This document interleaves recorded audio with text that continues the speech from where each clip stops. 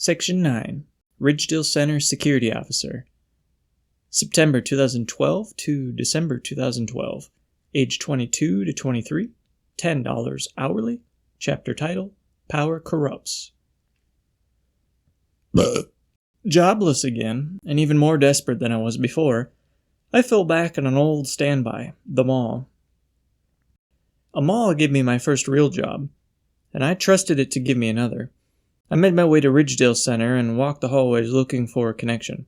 Any store that made me feel something. There was a place called Flash Portraits, and armed with my arts degree, I picked up an application and was back in 10 minutes for an interview. While waiting in the lobby for my interviewers to be free, I paged through their example image books and cringed at the pictures of newborn babies with headphones on. I looked through the window into the mall hallway and saw something that immediately changed my job considerations. A security guard made her way through the halls, hands on belt, with an enormously wide-brimmed Mountie hat decorated with gold tassels and a badge. She was wearing a utility belt 2 to 3 inches thick with pepper spray, flashlight, and other goodies, sharply pleated pants, and a blindingly white button-up with a collar and security logos. I knew as soon as I saw the uniform that I needed to apply. I had wanted to be a police officer when I was a child, but when I learned it's just dealing with domestic disputes and drug overdoses, I changed my mind. Security, however, all of the power and good looks with none of the responsibility. My interview with Flash Portraits seemed to go well, but I was distracted. I went walking the halls immediately afterwards looking for that glorious security guard in order to ask her how to sign up. Turns out the person I found was actually in charge of the hiring process to some degree, and she liked my honesty and straightforwardness. The next day I was filling out a mountain of paperwork and being closely shadowed until my background check cleared. I did an on-the-spot drug test in the office. They claimed it was a brand new style they hadn't used before, and it looked like a packet of Fun Dip. I spat into a vial, and they inserted a plunger which changed colors. I passed, and they let me keep it as a memento. When I left the building and inspected it closer in the car, it turned out they had administered it incorrectly per the instructions. Maybe this was the real test. I saw it as an opportunity to prove my straight shooting when I returned and explained I needed to be tested again. I also assumed they'd figure it out when they did the next person and realized mine was performed incorrectly. I wasn't interested in a surprise test being a possibility in the future. Most of my coworkers came from civil service backgrounds. There was an old fireman, a few police officers, and a few ex-military who were aspiring to become police officers. It was very much a boys' club, with more nicknames, racism, sexism, and general douchebaggery than I had ever seen in my life. I met each of them through team patrols in the mall hallways, and made as much small talk as I could muster. I didn't have too many tough guy scripts I could play that were believable. I had a baby face and a puberty mustache, hair almost down to my shoulders, and weighed about 140 pounds at a lanky 6 feet tall. Republicans liked business, right? At least the old school ones did, so I described every type of business I wanted to start. Mini golf course, batting cages, bumper boats, laser tag, a gas station where the pumps were dinosaurs, and you put their tusk or neck into the vehicle to fill up the tank. As usual, folks seemed annoyed that they had to help deal with another untrained employee for a few months. I was shown a dozen plus checkpoints scattered throughout the employee-only back hallways that I needed to visit each shift. I remarked on how it was like a scavenger hunt and got disapproving stares. They taught me how to control the security cameras with a joystick from the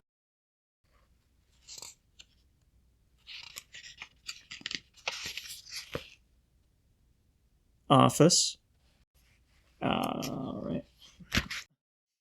They taught me how to control the security cameras with a joystick from the office, and how uncertain behaviors could indicate a theft, but mostly they just tracked women. At one point a coworker zoomed in on this lady having lunch and muttered to himself about how hot she was and how badly he wanted to hit it. I guess he had a vivid imagination because the image quality was pretty bad on those old tube monitors.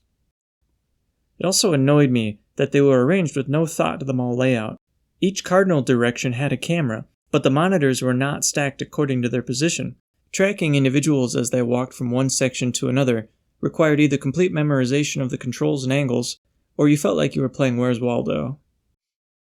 Finally, I was allowed to patrol the mall on my own. I will never forget my first rounds. The power was completely intoxicating. With hat brim low and Hands on my belt, I slowly swaggered and gave every patron an ocular pat-down. I was the big man. A few days of this, and I was still feeling the authoritarian high, but my self-image as the ultimate threat assessor had altered some. Everyone asked me where certain stores were. I set to the task of memorizing each business as fast as I could because I hated walking them to the public map and explaining that I had just started. The boss told me I could ask for store locations over the radio, but I knew the other guys hated it. They took radio chatter very seriously because they imagined themselves as becoming more than security one day, but there was almost no actual crime to deter. I learned quickly and enjoyed being a mall ambassador, but I could feel boredom settling in. As if on cue, they allowed me to begin truck patrol, which broke the monotony. Each shift, I was required to spend an hour or two cruising the parking lot in a security vehicle. These were equipped with spotlights and light bars with huge security decals across the sides. The rush of authority returned. The big man was back again. I was also incredibly grateful for a chance to sit. Walking miles in business shoes every day was beginning to destroy my feet. We had a hybrid and a standard gasoline Ford Escape. The hybrid was newer, but I liked the rugged old gas model for its character. The wheels would click loudly whenever you turned, and most of the interior features were worn down with use. The radio presets were battleground and changed every shift, although technically we weren't supposed to be playing music so we could listen for radio chatter. This mall had a 4-sided parking lot, with a dedicated frontage road circling the entire perimeter, and just like inside, we had specific checkpoints to hit and spots to observe. I'm not certain what I was supposed to be looking for, but I assumed I would know when I saw it. Another task required me to drive onto the sidewalk near one of the 4 major exits with my yellow lights flashing, put on a reflective vest, and stand outside waiting for the radio alert that the mall was empty so I could lock the doors. One evening, as I approached my position, there were 2 men standing near the exit smoking cigarettes with their hoods up and their pants sagging. I ignored them as I waited. All I wanted to do was get on with my job so I could go home. But from their increasingly loud conversation, I could tell they thought I was called there to keep an eye on them. Racist fucking mall cop, we ain't doing shit and you standing here like we're criminals. This went on and on and on, until they were no longer complaining to each other and instead yelling directly at me. You ain't shit. Why you got a problem with us? And so on. I put my hands up in the air and I told them it was my job. Somebody always had to be posted at each exit during the closing, and that it happened every night. They muttered to themselves and waddled away. After a few weeks, I knew where every store was and had created some relationships. After a few weeks, I knew where every store was and had created some relationships with the staff to fight the tedium. Tivana was the best. They all seemed just as interested to chat as I was, probably because selling tea wasn't that exciting. They'd also let me try samples. The food court was the busiest and most exciting spot to patrol. There was a pizza shop where this guy would spin fake dough in the air as practice for dough spinning competitions. He told me that competition dough is filled with salt to stiffen it up and is practically inedible. The troublemaker part of the mall had a Hot Topic on one side and a Vans store on the other. Kids would get caught skateboarding in this area all the time. One wing of the mall had a kids' play area with benches where the parents could watch and rest. My least favorite job was waking up folks who were sleeping or finding unsupervised kids. Many parents would leave their children there or in the video game store and then ask me to find them when they wandered off. The first few times this happened, I was really nervous. A missing kid seemed like a big deal, but after so many times it became an annoyance.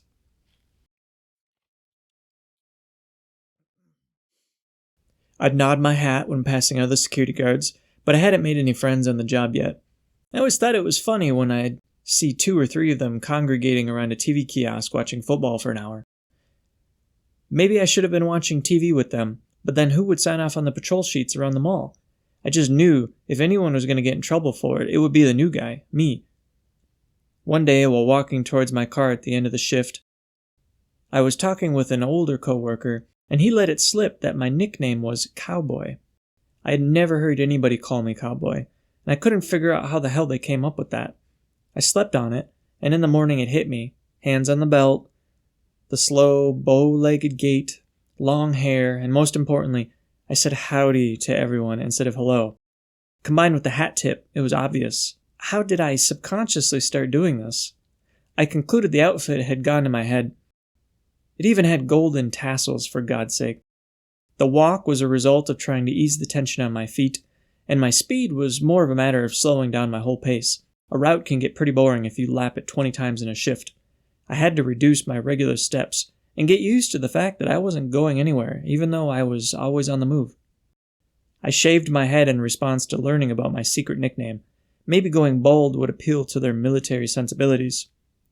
Almost immediately when I walked into the office for my following shift, everyone remarked on it, and seemed more friendly than normal.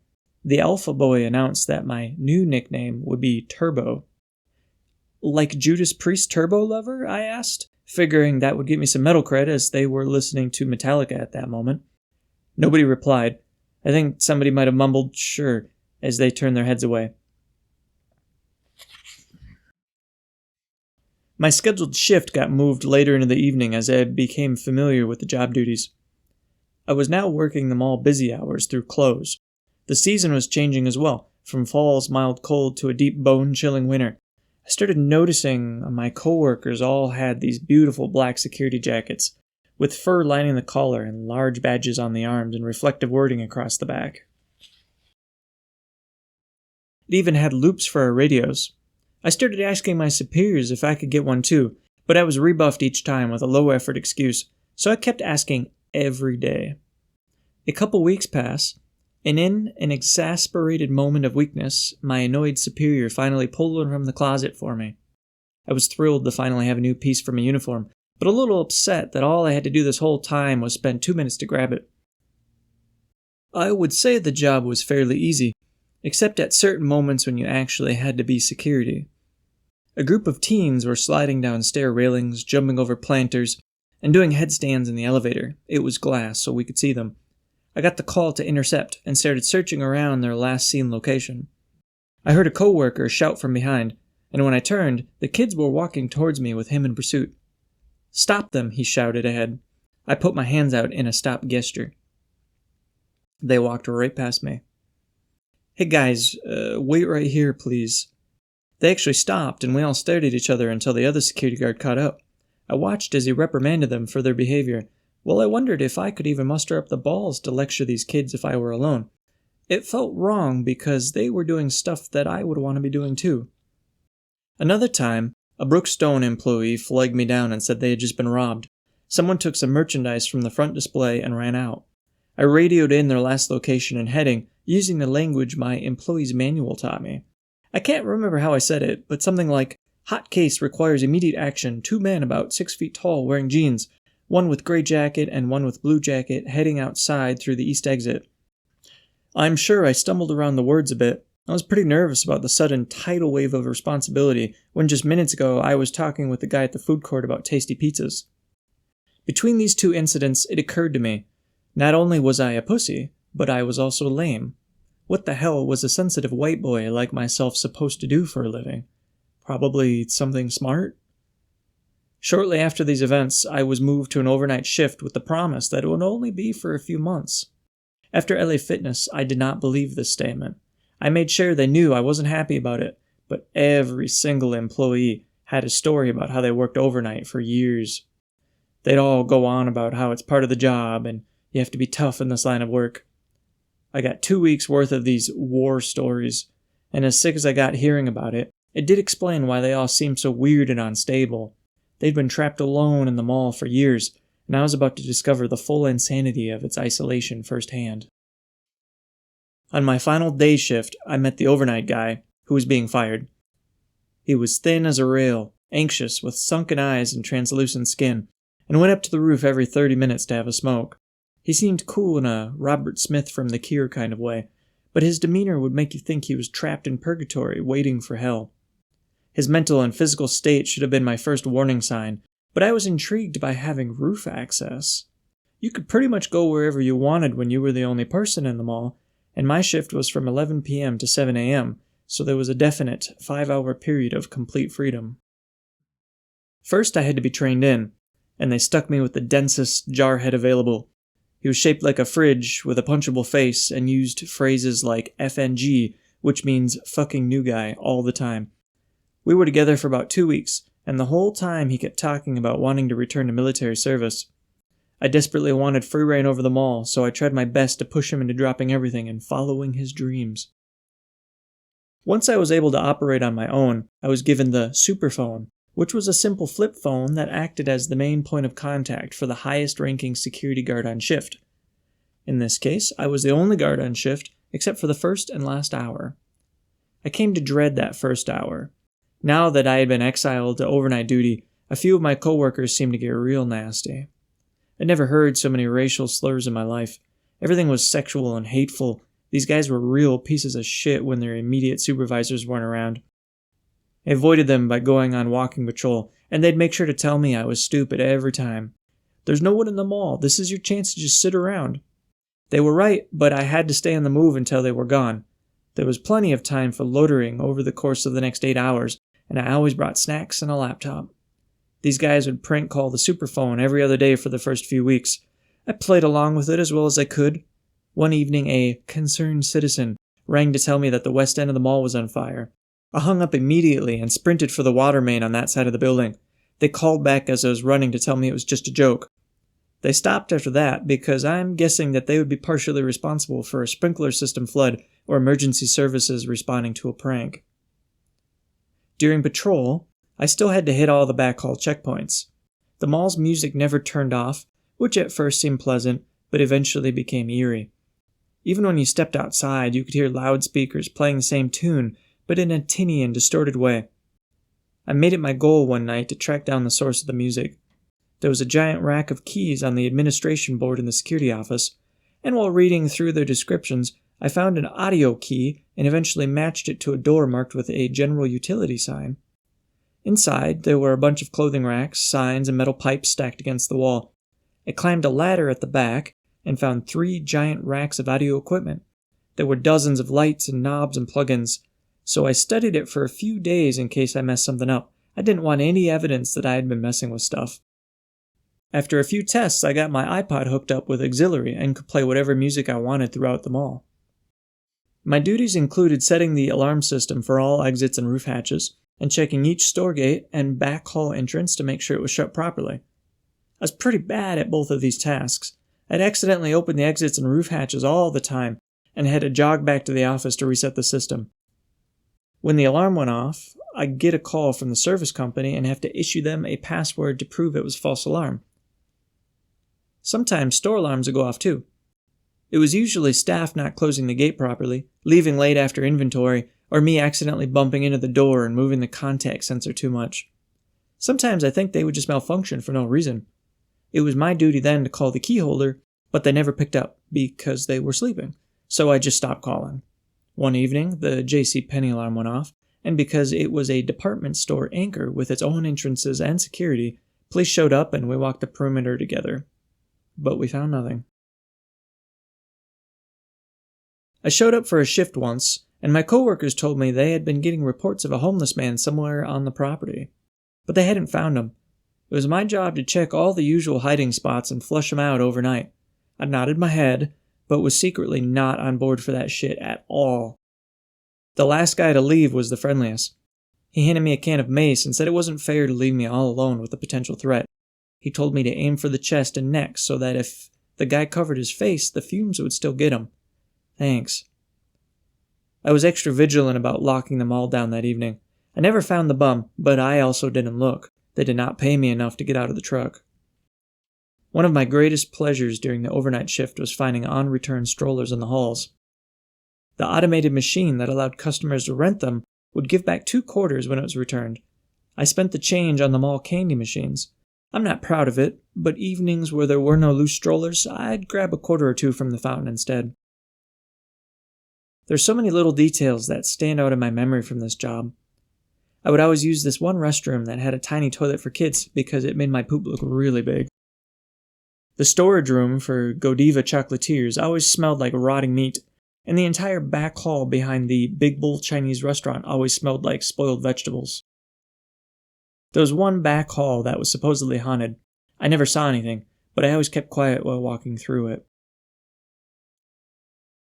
Sometimes I'd pull my car into the loading dock and use the maintenance cleaning supplies to do a little car wash.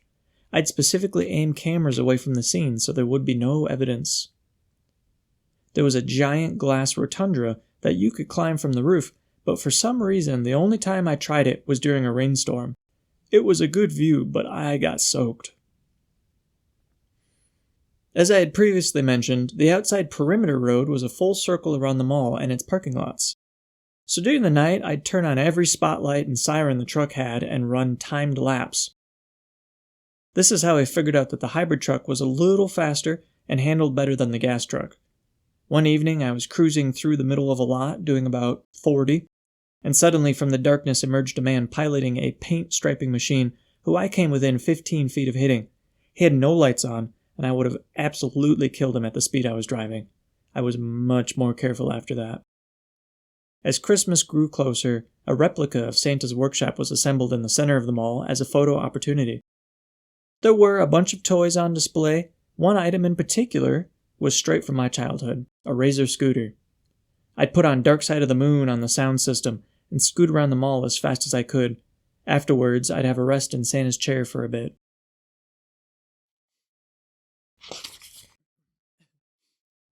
It was around this time that I had received a new camera and brought it to work because I was eager to shoot. I noticed I was taking more ambitious liberties with my work time and decided to reel myself in before I did something truly stupid. I needed structure and social interaction, and I desperately missed the sun. So I put in a request to be switched over to the daytime shift or have my hours reduced from 40 to 32. This notice was completely ignored. My sense of urgency grew over the next couple of weeks leading up to Christmas. It was Thanksgiving, Thursday evening, and I showed up for my 11 p.m. to 7 a.m. shift, but this time the mall was opening in the middle of the night for Black Friday deals. I was in heaven. The entire mall was flooded with shoppers and store employees, and my coworkers were there too. I was waving to folks, was helping people out, and just really enjoyed being around people again. I enjoyed it so much that I realized how much I had been missing it. I went home that morning, and like every morning, I looked out at the sun before going to bed and felt a deep longing. I needed to be outside in the light, but I wasn't allowed. So I quit the next evening. The boss showed up at my final shift and walked through the halls with me. He asked a lot of questions about what I was planning on doing now, and what I thought of the position and why I was leaving. In retrospect, I believe this is kind of an interrogation technique to make sure I wasn't casing the joint for a robbery. He was a former police officer after all. Sometime after quitting, I got a call that I had been selected for a model agency and was invited to a screening process at the mall. It took me a minute to put the pieces together, but I remembered that they had these boxes in all the hallways where you put your information on a piece of paper for a chance to become a model. And I'm not handsome or anything. But I got so bored that I filled out one while I was working security because I thought it was funny. I had no other plans for that day, so I put on a giant red fur coat and combed my hair nicely. I arrived to find the other qualifiers were all little girls and their moms, and they gathered around a stage in the rotunda at the very center of the mall. I began to sweat. This was clearly a terrible idea, but I decided to stay for the introduction. The organizers said that we each needed to work with their photographer to create a portfolio, something like 20 pictures for $35 each. I now knew how the scam worked. Then they said each one of us would have to walk the runway to show what we got. I knew all of my former coworkers were watching, along with a small crowd of mall goers, so I bailed.